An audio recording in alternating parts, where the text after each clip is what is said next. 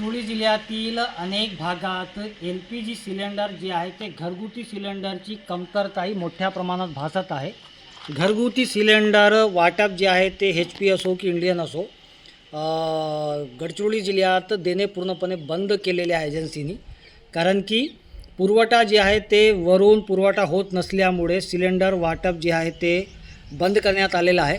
Commercial cylinder 8 दिवसा अगोदर बंद करण्यात आला होता. त्यानंतर घरगुती सिलेंडर जे आहे ते बंद करण्यात आलेलं आहे. ग्राहक जे आहेत प्रत्येक ग्राहक येऊन विचारपूस करीत आहेत आणि ग्राहकांना एक मोठी अडचण जी आहे ते घरगुती सिलेंडरची होत आहे. आणि गडचिरोली जिल्ह्यातील सिरोंचा असो, एटापल्ली, भामरागड, गडचिरोली या ठिकाणी होत आहे.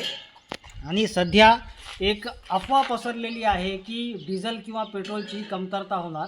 सध्या तर गडचिरोली जिल्ह्यात डिझेल किंवा पेट्रोलची कमतरता नाही, परंतु या अफवेमुळे अनेक दुचाकीधारक किंवा चारचाकीधारक जे आहेत ते पेट्रोल पंपांवर जाऊन आपले वाहन जे आहेत ते वाहनात इंधन भरून घेत आहेत.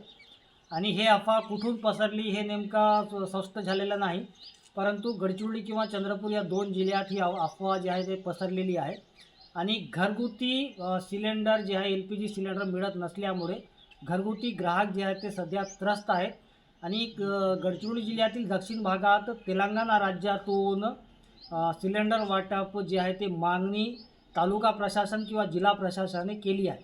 कॅमेरामॅन सोहेल पठाणसोबत मेमडी इरफान, TV9 गडचिरोली.